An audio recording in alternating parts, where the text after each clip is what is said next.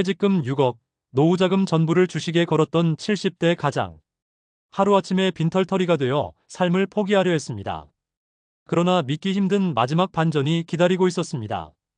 돈보다 소중한 것이 무엇인지 이 이야기가 깊은 울림을 줄 것입니다.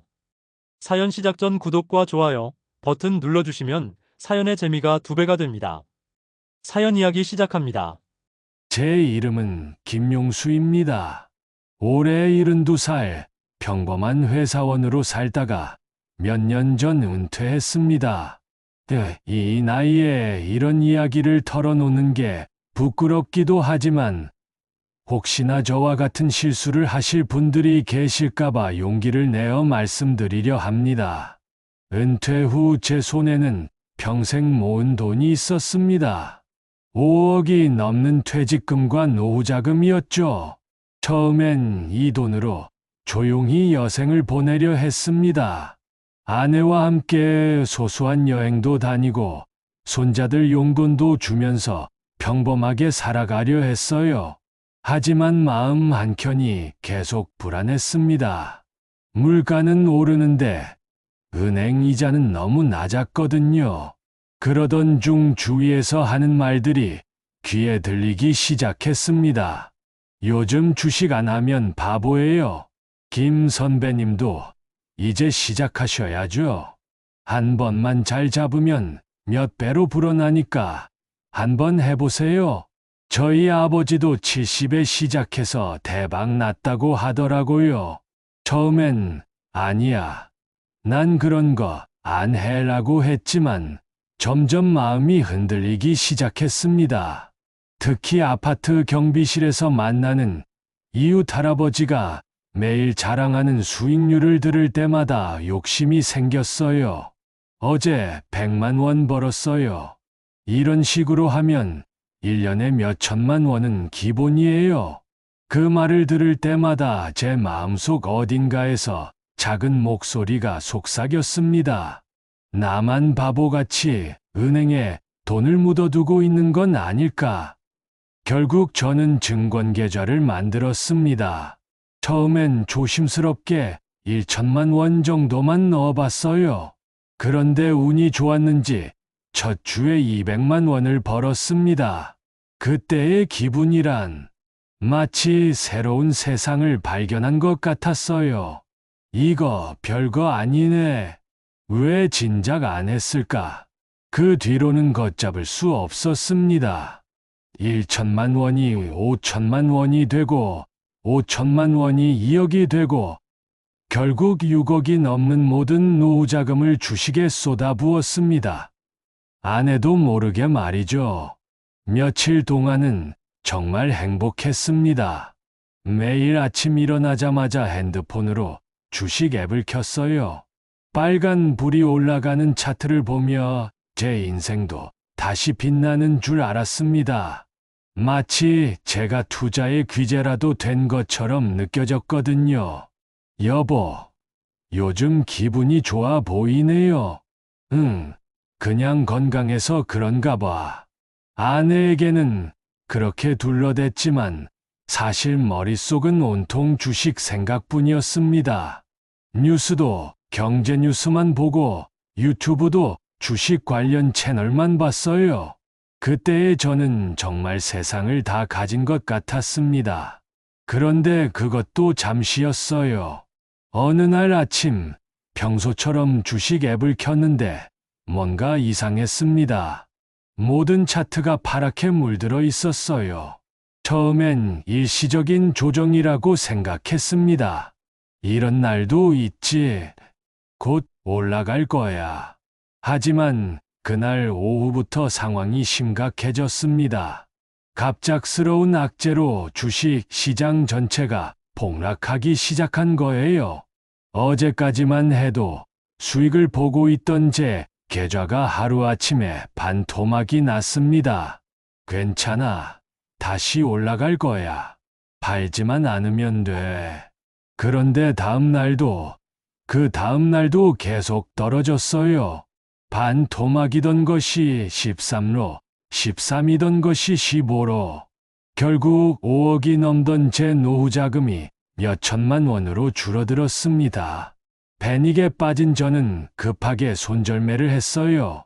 그리고 그 순간 평생 모은 돈이 거의 다 사라졌다는 현실을 받아들여야 했습니다. 그날 밤 집에 돌아와서도 아내에게 말을 할 수가 없었습니다. 어떻게 여보, 우리 노후 자금이 다 날아갔어 라고 말할 수 있겠어요. 대신 화장실에 들어가서 혼자 울었습니다. 이른이 넘은 나이에 이런 바보 같은 일을 저질렀다는 자괴감에 숨이 막혔어요. 며칠 동안 잠도 제대로 못 자고 밥도 목에 넘어가지 않았습니다. 아내가 어디 아파요? 라고 물어봐도 괜찮다고만 했어요. 하지만 거울을 볼 때마다 초췌해진 제 모습이 보였습니다. 가장 힘든 건 가족들의 얼굴을 마주하는 것이었어요.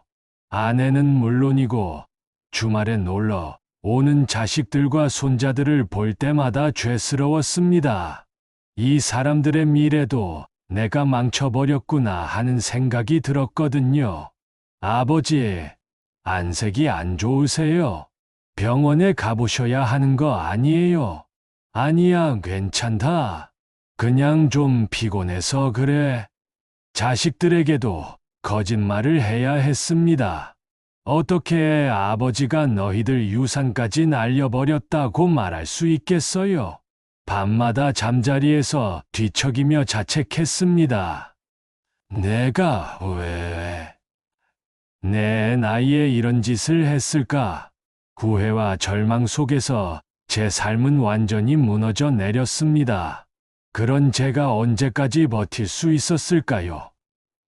결국 일주일 뒤 아내가 먼저 눈치챘어요. 아침에 일어나서도 멍하니 앉아있는 제 모습을 보고는 조용히 다가왔습니다.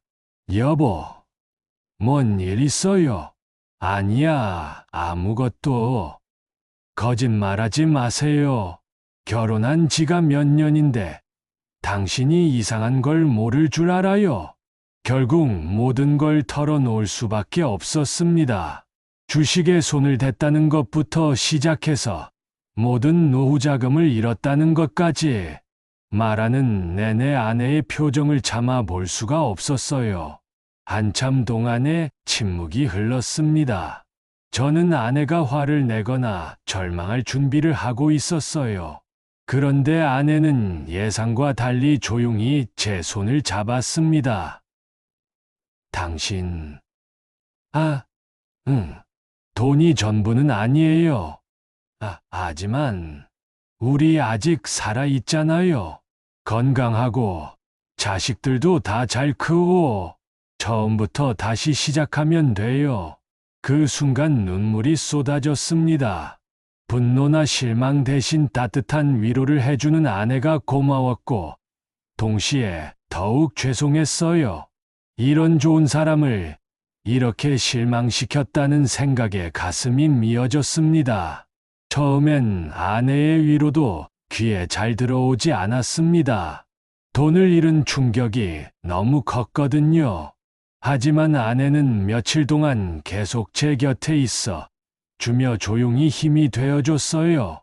그렇게 절망 속에서 지내던 어느 날, 오래 연락 끊었던 친구에게서 전화가 왔습니다. 대학 동창인 박정호라는 친구였어요. 마지막으로 본 게 언제인지도 기억이 안 날 정도로 오래된 사이였습니다. 여보세요, 용수야. 정호야. 갑자기 웬일이야? 야, 내가 주식으로 힘들다고 들었어. 소식 들었다. 순간 당황했습니다. 어디서 들었는지는 모르겠지만 제 상황이 알려진 모양이었어요. 부끄럽고 창피했지만 어쩔 수 없이 인정할 수밖에 없었습니다. 그게 좀 실수를 했어. 근데 말이야, 너 예전에 나한테 했던 말 기억나냐? 무슨 말? 대학교 4학년 때 말이야. 내가 장학금을 못 받아서 등록금이 없어 휴학하려고 했을 때 내가 뭐라고 했는지 기억나냐? 갑자기 오래된 기억이 떠올랐습니다. 그때 정호는 집안 사정이 어려워서 마지막 학기를 포기하려 했어요. 저는 그때 제가 받은 장학금을 정호에게 양보했었습니다. 그리고 제 아르바이트비로 정호의 등록금을 도와줬고요. 그때 내가 친구끼리 이런 건 당연한 거 아니냐. 나중에 성공하면 그때 갚아라고 했잖아. 그랬나? 기억이 가물가물하네. 나는 또렷이 기억해. 그때 내가 아니었으면 나 대학 못 졸업했어. 그리고 지금 여기까지도 못 왔을 거고. 정호는 지금 작은 건설 회사를 운영하는 사업가가 되어 있었습니다. 그렇게 성공한 줄은 몰랐어요. 그때 내 도움을 평생 잊지 못했어. 이제 내가 도울 차례야. 정호는 말뿐만이 아니었습니다. 며칠 뒤 실제로 저를 만나러 왔어요. 40년 만에 만난 친구는 많이 늙어 있었지만 눈빛만은 여전히 따뜻했습니다. 용수야, 너무 자책하지 마. 누구나 실수는 있는 거야. 하지만 이 나이에 이런 바보 같은 짓을. 나도 사업하면서 망한 적 있어. 그때도 너한테 연락할까 생각했는데 자존심이 허락 안 하더라고. 정호는 제게 일자리를 제안했습니다. 자신의 회사에서 현장 관리 보조 일을 해보지 않겠냐는 거였어요. 물론 젊은 시절처럼 힘든 일은 아니고 경험을 살린 조언이나 간단한 관리 업무였습니다. 급여는 많지 않지만 그래도 기본 생활은 할 수 있을 거야. 정호야, 고마워. 정말 고마워. 뭘 고마워해. 이제야 그때 빚을 갚는 거지. 처음엔 망설였습니다. 이 나이에 다시 일을 시작한다는 게 쉽지 않았거든요. 하지만 아내가 등을 밀어줬어요. 당신, 해봐요. 집에만 있으면서 자책하는 것보다 나을 거예요. 그렇게 저는 72세의 나이에 다시 직장 생활을 시작했습니다. 처음엔 어색했어요. 젊은 직원들 사이에서 나이 많은 신입이라는 게 부담스럽기도 했고요. 하지만 오랜 직장 생활의 경험이 도움이 됐습니다. 젊은 직원들이 놓치기 쉬운 부분들을 체크해주고 현장에서 일어나는 크고 작은 문제들을 해결하는데 제 경험이 유용했어요. 김 부장님, 덕분에 이번 현장 무사히 마무리할 수 있었어요. 아니야, 너희들이 다 한 일이지. 아니에요. 부장님이 중간중간 조언해 주신 게 정말 큰 도움이 됐어요. 일하면서 조금씩 자신감을 되찾기 시작했습니다. 비록 예전만큼의 수입은 아니었지만 제 손으로 벌어오는 돈이 있다는 게 얼마나 소중한지 새삼 깨달았어요. 아내도 제가 다시 활기를 되찾는 모습을 보며 기뻐했습니다. 당신, 요즘 표정이 많이 밝아졌어요. 일하면서 사람들과 어울리니까 기분이 좋네. 역시 당신은 가만히 있는 성격이 아니었어요. 지금 제 통장 잔고는 여전히 넉넉하지 않습니다. 잃었던 5억 원을 다시 모으기엔 시간이 너무 부족해요. 하지만 이상하게도 마음은 전보다 훨씬 편안합니다. 매달 받는 월급은 많지 않지만 그 돈으로 아내와 소소한 외식도 하고 손자들 용돈도 조금씩 줄 수 있어요. 무엇보다 제 힘으로 벌어서 쓰는 돈이라는 게 뿌듯합니다. 정호와도 자주 만나서 옛날 이야기도 하고 서로 격려도 해요. 40년 만에 다시 만난 친구이지만 마치 어제 헤어진 것처럼 편합니다. 용수야, 그때 내가 나를 도와준 게 이렇게 돌아올 줄 누가 알았겠냐. 나도 그때는 그냥 당연한 일이라고 생각했는데, 그게 바로 너의 좋은 점이야. 계산하지 않고 사람을 도왔잖아. 그 말을 들으며 깨달았습니다. 제가 젊을 때 정호를 도운 건 돈을 투자한 게 아니라 사람에게 투자한 거였어요. 그리고 그 투자가 40년 뒤에 제일 절망적일 때 저를 살려준 거죠. 요즘 아파트 경비실에서 만나는 이웃들이 주식 이야기를 할 때가 있어요. 예전 같으면 관심을 보였겠지만 이제는 그냥 웃으며 넘어갑니다. 김 선생님도 주식 한번 해보세요. 요즘 정말 좋은 종목이 있는데. 아니에요. 저는 이제 그런 건 안 해요. 왜요? 돈을 그냥 놀려두면 아까워요. 놀리는 게 아니에요. 안전하게 보관하는 거죠. 그런 대화를 나눈 뒤 집에 와서 아내와 이야기를 나눠요. 여보, 오늘도 누가 주식하라고 했어요? 그런데 전혀 관심이 안 생기더라고. 다행이에요. 이제 정신 차리셨네요. 그런 것 같아. 이제야 뭐가 진짜 중요한지 알겠어. 돈은 분명 중요합니다. 하지만 돈이 전부는 아니에요. 더 중요한 건 곁에 있는 사람들과의 관계, 그리고 그동안 쌓아온 신뢰와 우정입니다. 제가 주식으로 5억을 잃었을 때 그 돈을 되돌려준 건 다른 투자가 아니라 40년 전에 심어둔 우정이었어요. 정호가 저를 도와준 것도 제가 예전에 베푼 작은 친절 때문이었고요.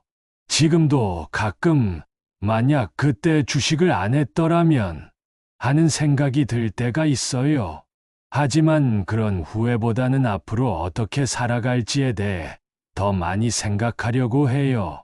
얼마 전 중학생인 손자가 저에게 물어봤어요. 할아버지, 주식이 뭐예요? 친구들이 자꾸 주식 이야기를 해서요. 왜 궁금해?